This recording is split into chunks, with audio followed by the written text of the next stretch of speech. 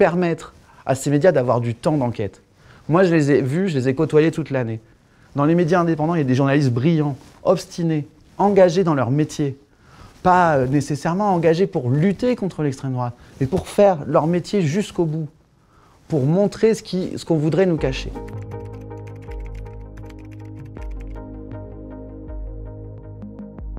Alors il y a eu 9 projets dans cette enquête, à la fois des médias, des collectifs de pigistes qui ont publié ou vont publier une 60aine d'enquêtes sur l'extrême droite, plutôt sur l'extrême droite comme on dit hors les murs, c'est-à-dire pas celle des partis, mais celle qui s'infiltre dans les associations, dans les écoles, dans toute une série de secteurs où il faut aller regarder parce que c'est beaucoup plus discret. Alors ça va effectivement des stades de foot aux entreprises de la tech, ça va des campagnes de l'Orne ou de l'Ain, à des villes comme Lyon, où on connaît la force de l'extrême droite et surtout de l'ultra-droite, cette ultra-droite violente, capable de faire le coup de poing contre un certain nombre de militants associatifs, par exemple.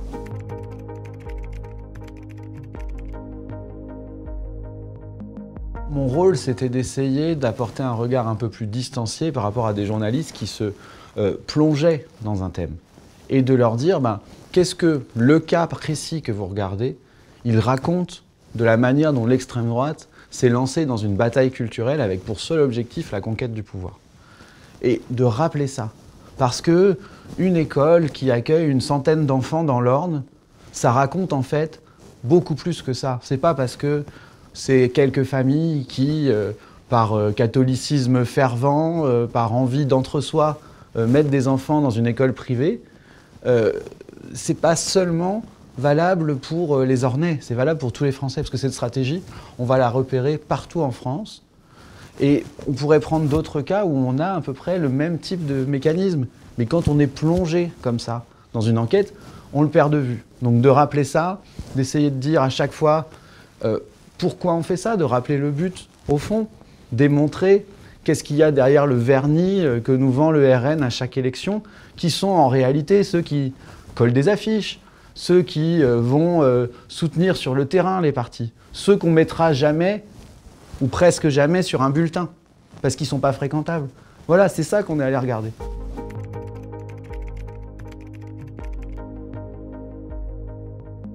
C'est un peu personnel, mais moi je suis breton d'origine. Je suis breton et j'aime le foot. Et quand un projet est arrivé sur la table disant les stades bretons sont gangrénés par l'extrême droite, les clubs de supporters, je ne voulais pas trop y croire parce que ces stades que j'avais connus il y a 20 ans étaient des endroits bienveillants, familiaux, plutôt orientés à gauche, une gauche rurale, pas expansive ou militante. Et on nous a dit non, c'est plus ce qui se passe. Et effectivement, le travail minutieux des journalistes de Basta qui ont mené cette enquête a démontré comment on pouvait laisser installer dans une tribune, où encore une fois, il y a des enfants qui viennent, un carré VIP de l'extrême droite à Rennes, on l'a appelé comme ça. C'est-à-dire un endroit où pouvait se rassembler le pire de ce que fait l'extrême droite. Pas l'extrême droite qui candidate aux élections, mais celle qui est capable d'aller faire le coup de poing, celle qui a tous les réseaux pour se faire.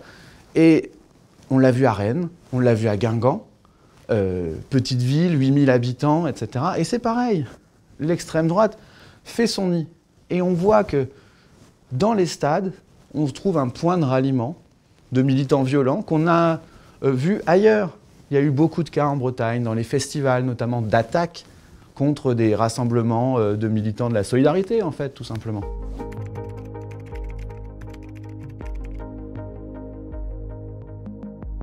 L'extrême droite ou l'ultra-droite, c'est très divers. Le RN, pour beaucoup de ceux-là, est même trop mou. Mais c'est le véhicule pour atteindre le pouvoir.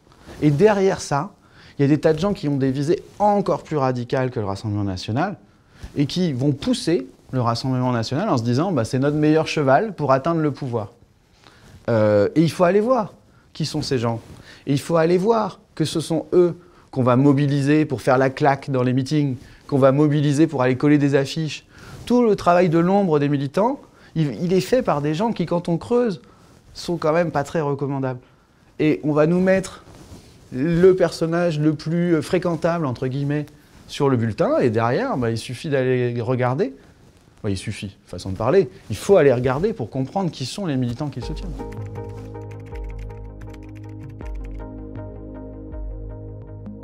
La difficulté, c'est évidemment la méfiance.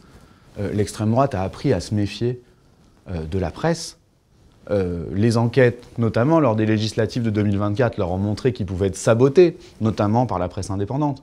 Donc forcément, ce qu'on appelle le contradictoire dans le jargon, c'est-à-dire le fait d'exposer un certain nombre de faits pour avoir des réponses ou de poser simplement des questions, a été difficile. Donc ça, c'est la première difficulté.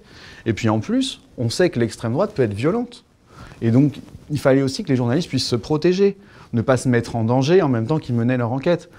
Donc travailler pour certains en signant sous pseudo, pour éviter d'avoir des représailles, ou alors simplement éviter de se trouver avec des clashs sur les réseaux sociaux, des campagnes de haine. On sait qu'ils peuvent cibler des journalistes, comme ils ciblent des militants d'ailleurs. Et donc il fallait les protéger, les aider dans ce chemin-là aussi.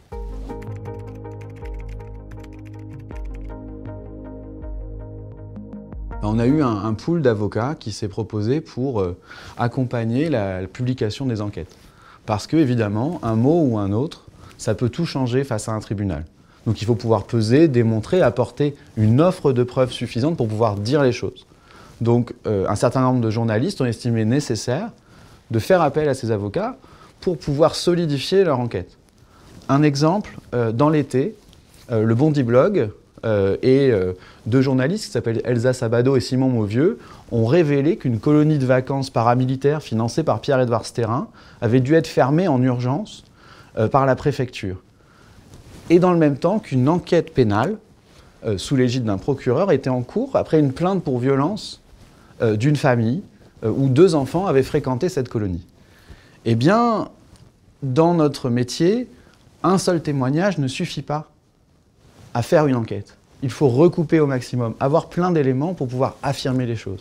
L'accompagnement de l'avocat permet de savoir qu'est-ce qu'on peut dire et qu'est-ce qu'on peut ne pas dire, parce que même si on est persuadé, même si on croit à ces personnes, ça ne suffit pas. On peut avoir des difficultés et le but n'est pas de donner des victoires judiciaires à l'extrême droite en enquêtant sur elle. Donc on a solidifié, c'est une très belle enquête qu'on peut lire dans le Bondi Blog, elle a donné lieu à des volets supplémentaires et grâce à l'intervention des avocats financés par le FPL, on se est serein si jamais Pierre-Édouard Stérin et ceux qui le soutiennent, décidaient d'attaquer cet article.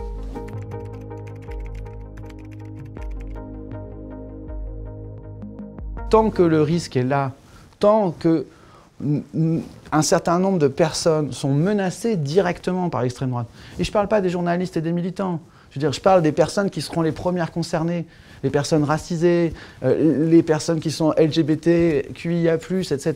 Il faut y aller. Il faut que les journalistes fassent le boulot. On n'est pas là pour porter les micros, on n'est pas là simplement pour aller au meeting et dire alors, qu'est-ce que vous proposez, vous, le Rassemblement national, comme si c'était un parti normal? Non, il faut qu'on y aille, il faut qu'on continue. Le problème, c'est que ça prend du temps, une enquête. Et que les médias indépendants, ils ne vivent pas tous très bien. Donc, faire un appel à projet, c'est permettre à ces médias d'avoir du temps d'enquête. Moi, je les ai vus, je les ai côtoyés toute l'année. Dans les médias indépendants, il y a des journalistes brillants, obstinés, engagés dans leur métier. Pas nécessairement engagés pour lutter contre l'extrême droite, mais pour faire leur métier jusqu'au bout, pour montrer ce qu'on voudrait nous cacher. Donc, il faut vraiment qu'il y ait des soutiens comme ça, parce que ça donne de la force à des médias où on a des journalistes mais exceptionnels. Je pourrais en citer plein de ceux qu'on a vus cette année, mais je donne un exemple. C'est une jeune journaliste qui s'appelle Marie Alenoux à Lyon, qui se bat contre l'extrême droite avec Rue 89 Lyon, qui est exceptionnelle. C'est une toute petite équipe, ils ont monté ça en coopérative, ils sont 3.